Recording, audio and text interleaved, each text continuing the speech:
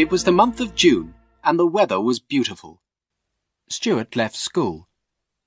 He was on holiday, but he was not happy. He did not have a motorbike. Stuart was 17 years old.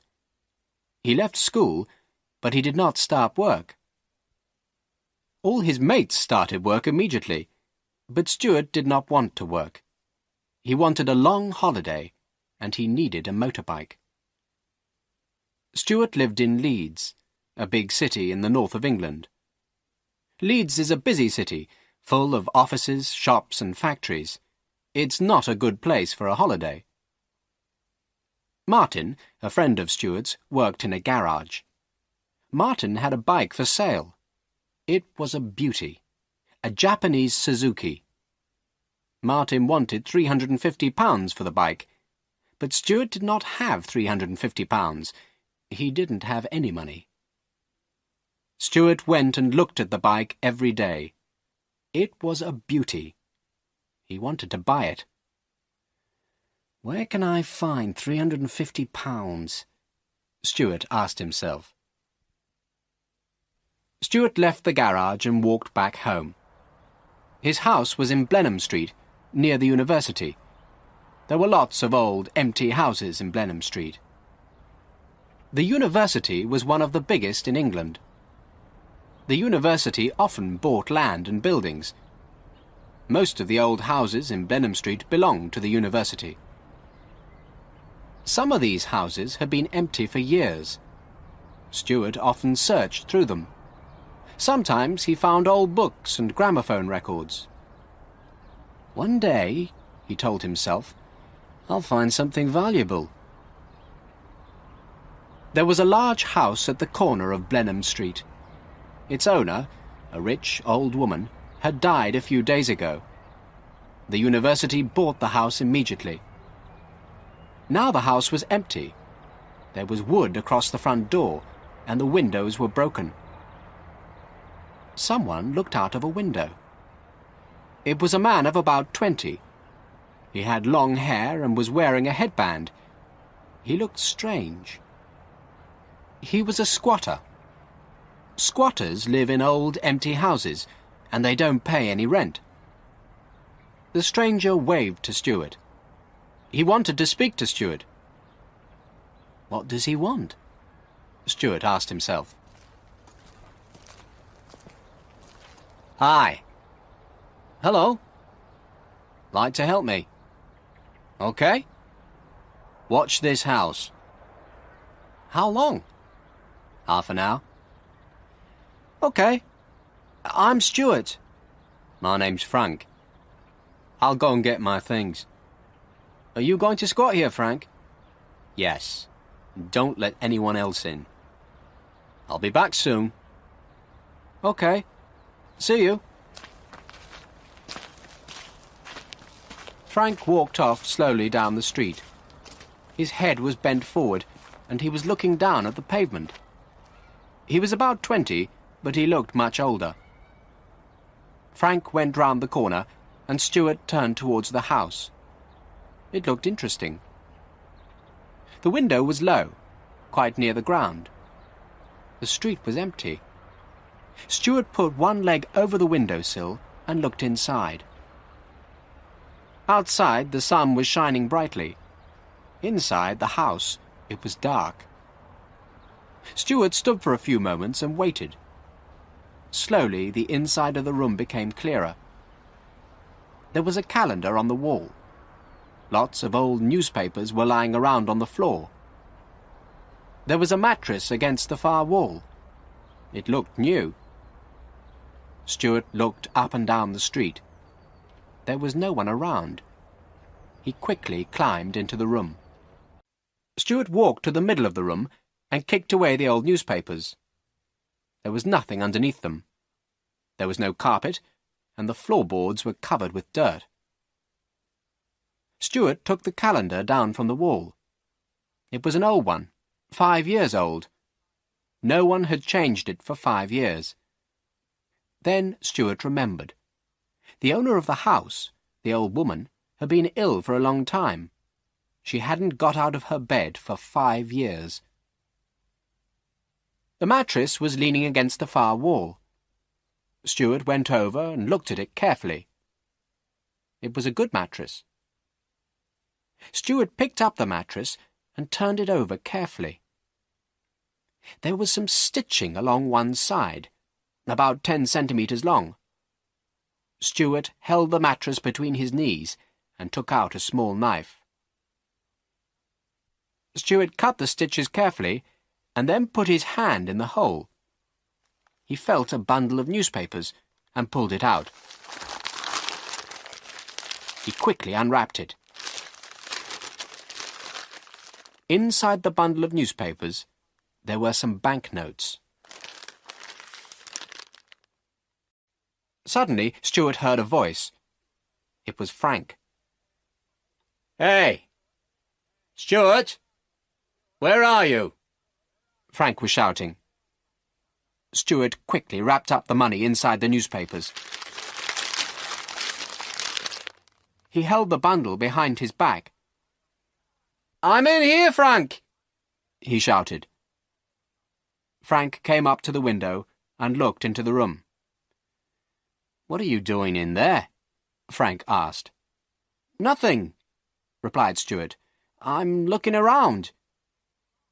Frank climbed into the room and came closer to Stuart.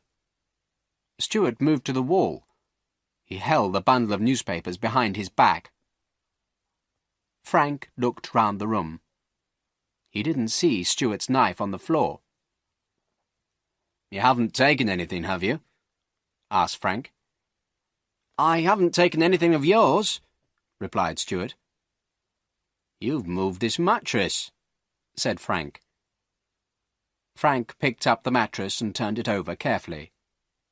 Then he saw the hole in the side.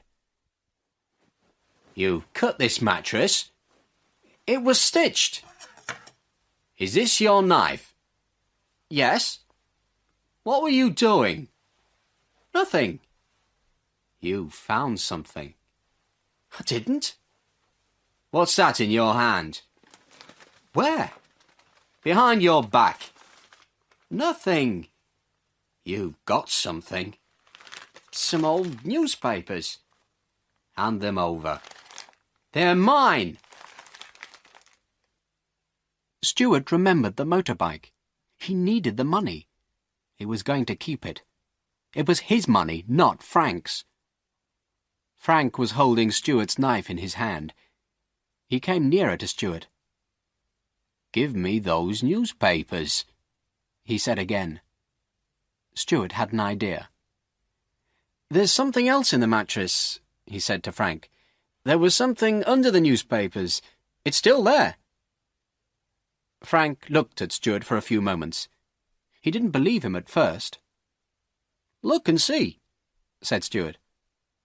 Frank put the knife down on the floor. He picked up the mattress and put his hand deep in the hole. Stuart did not wait for a moment. He turned and jumped out through the window into the street.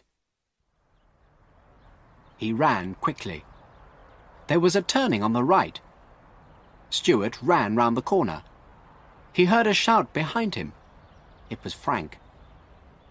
Round the corner, there was another old empty house. It had a large garden on one side. Thick bushes had grown all over the garden. Stuart jumped over the low wall. He ran for a few metres and then hid under some bushes. Stuart heard more shouting and footsteps. The footsteps became louder, then they stopped. Stuart waited silently. He did not breathe. Then the footsteps started once again. Stuart laughed quietly to himself. Frank had quickly picked up Stuart's knife. He jumped out of the window after him. Frank saw Stuart. He was running round the corner. Frank ran after him and turned the corner, but the street was empty. Frank stopped for a few moments and looked around. He noticed the old garden. "Perhaps he's in there," thought Frank. But everything in the garden was quiet. Frank saw nothing. There was another corner farther down the street. Frank started running again. He was still holding Stuart's knife. Stuart was happy. He had escaped from Frank with the money. Stuart sat up under the bushes and opened out the newspapers. The banknotes were wrapped tightly together. Stuart unwrapped them and counted them carefully. 10, 20, 30... 320, 325. Stuart had found £325, and Martin wanted £350 for his motorbike.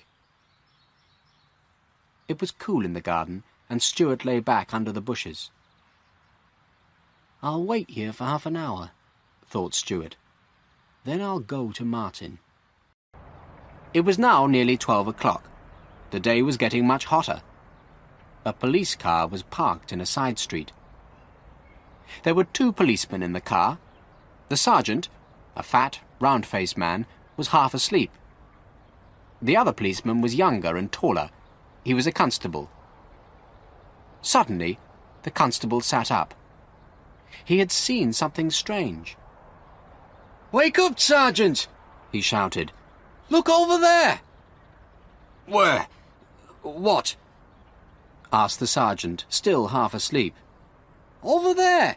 Someone's running with a knife," replied the constable. "The man's gone mad. It's this heat." "Quick, get out and catch him," said the sergeant. The 2 policemen jumped out of their car.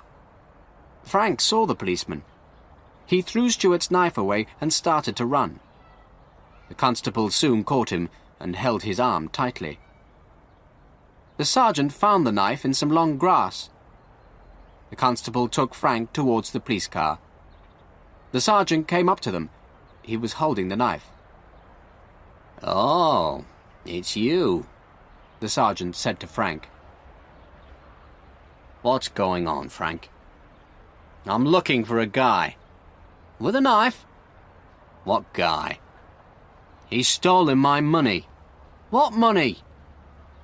"How much money?" "I don't know. A lot." "You don't know?" "Where did you get it?"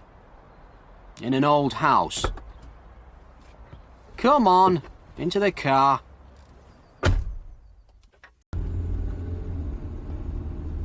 "Where are you taking me?" asked Frank. "To the police station," replied the constable. "But I haven't done anything. The money was mine. That guy took it. What's his name? Stuart. Stuart took it." "Who's Stuart?" asked the constable. "I met him in an old house," replied Frank. "Where you found the money?" asked the sergeant. "Yes, I found it inside a mattress," said Frank. "Who's got the money now?" asked the sergeant. "That guy, Stuart. He ran away with it."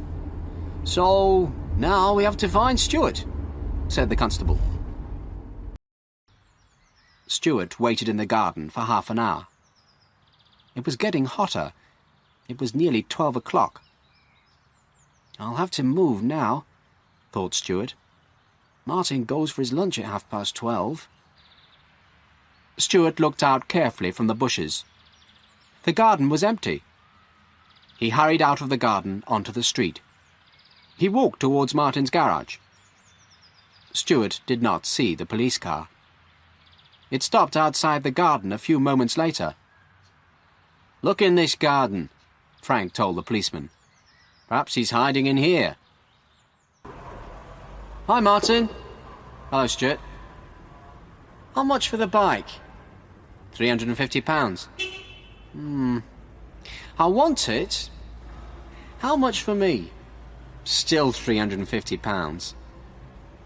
"Have you any money?" "Yes." "How much?" £300. No, that's not enough. 325? OK, she's yours. "Great, thanks." The policeman got out of the car. Frank got out too. The constable held his arm tightly. The sergeant went into the garden. He looked around for some time. Then he came back. He was holding a bundle of newspapers. "There's no one there," the sergeant said, "but I found these old newspapers." "That's them!" shouted Frank. "Something was wrapped in those newspapers." Just then a motorbike drove up towards the police car. "That's him!" shouted Frank excitedly. "That's the guy! He's bought a motorbike with my money." "Stop!" the sergeant called to Stuart. "Stop!" Stuart did not see Frank. What do the police want? Stuart asked himself. I haven't done anything wrong. I'm driving correctly. Stuart stopped the bike by the side of the road. He took off his helmet. "Is that bike yours?" the sergeant asked him.